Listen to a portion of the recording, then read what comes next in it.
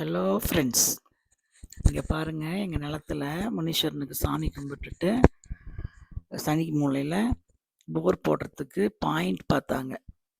நாங்கள் அங்கே போயிருந்தோம். அதனால் அப்பயே பார்க்கலான்னுட்டு எங்கள் நிலத்தை பார்த்துக்கிற ஆள் வந்து கூட்டிகிட்டு வந்தோம். அப்படி கன்னியம்பாடியிலேருந்து அசோகனுங்கிறவரை. அவர் எப்படி பார்த்தாருன்னா, ஒரு வாட்சை வந்து வச்சுக்கிட்டார் கையில் பாருங்கள். அதை வச்சுட்டு அப்படியே நடக்கிறாரு, நிலம் ஃபுல்லாக நடக்கிறார்.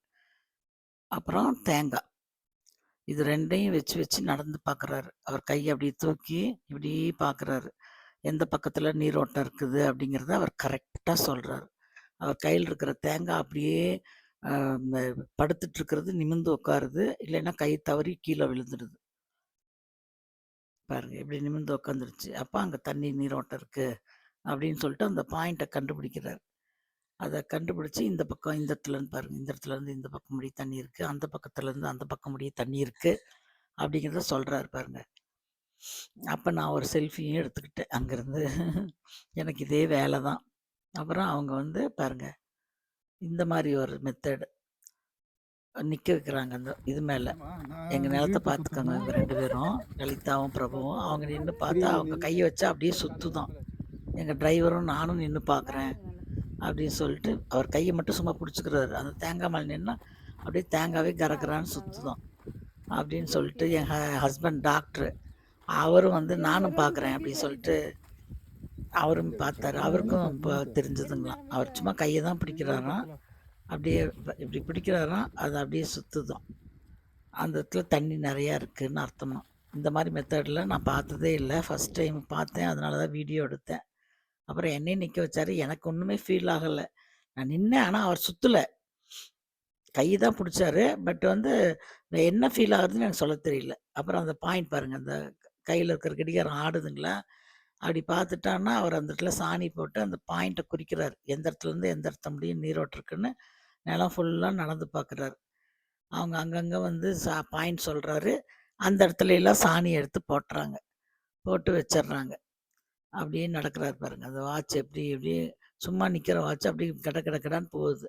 அந்த இடத்துல எல்லாம் நீர் இருக்குது அப்படின்னு சொல்லிட்டு அந்த இடத்துலயே நின்றுக்கிறாரு. அதுக்கு மேலே அது கை ஆடலைன்னா நின்றுக்கிறாரு. பாருங்க, அப்படியே வாட்ச் வருதுங்களா? இப்போ தான் பாருங்கள், இந்த இடத்துல அந்த நடந்து வரப்போ வாட்ச் ஆடல, இப்போ தான் வாட்ச் ஆடுது.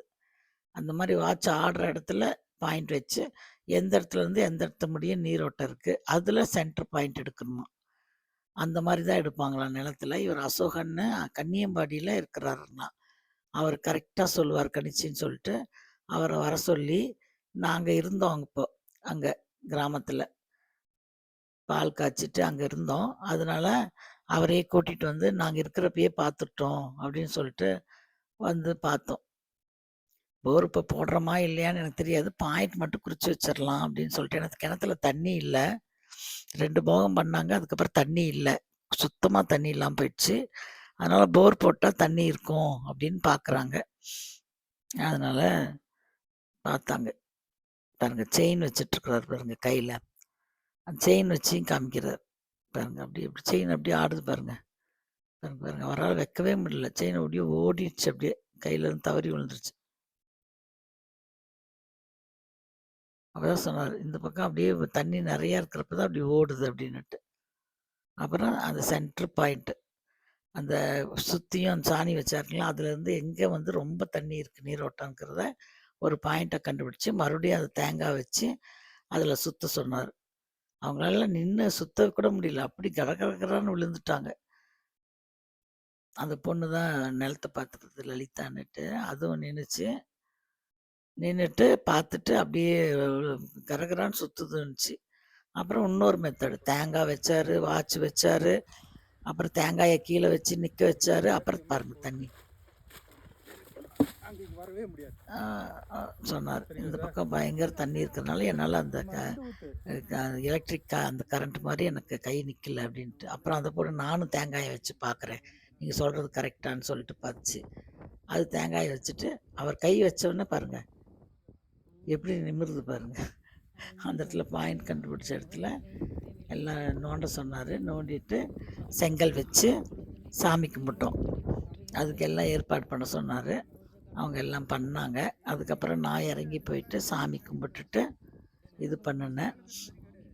இது வந்து எனக்கு ஒரு புது எக்ஸ்பீரியன்ஸ். அதனால உங்களோட ஷேர் பண்ணிக்கலாம். இது எப்படி நீங்க பார்த்துருப்பீங்க. நிலம் வச்சிருக்கிறவங்கலாம் பார்த்துருப்பாங்க. பட் கிராமத்துல இல்லாம நகரத்துல இருக்கிறவங்களுக்கு இந்த இதெல்லாம் எக்ஸ்பீரியன்ஸ்லாம் இருக்காது.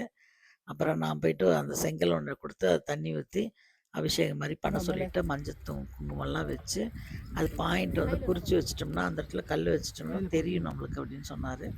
சரின்னு அது மாரி சாமியெல்லாம் கும்பிட்டுட்டு, அது மாரி வச்சேன். வச்சுட்டு கற்பூரம் ஏத்தி கும்பிட்டோம். கும்பிட்டுட்டு போர் பாயிண்ட் அந்த போர் பாயிண்ட் வந்து பாருங்க இந்த இடத்துல தான் போர் பாயிண்ட்ன்னு அவர் சொல்றாரு. அந்த சமயத்துல கோயில்ல இருந்து ஓம்னு ஒரு சவுண்ட் வேற வந்துச்சு. ரொம்ப சென்டிமென்ட்டா இருந்துச்சு. Thank you.